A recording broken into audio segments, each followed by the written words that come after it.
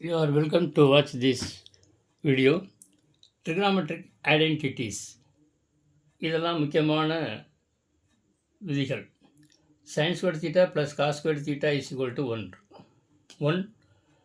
Cosecant squared theta minus cos squared theta is equal to 1. Secant squared theta minus tan squared theta is equal to 1.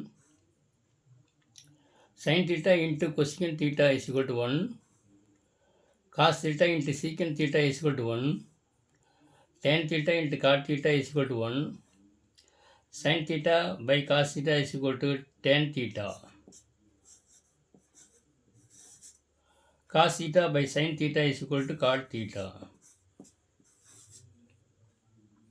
இது தெரிஞ்சாவே நம்ம நிறைய formula இதிலிருந்து கண்டுபிடிக்கலாம். குறிப்பாக sin squared theta is equal to 1 minus cos squared theta, sin theta is equal to root of 1 minus cos theta.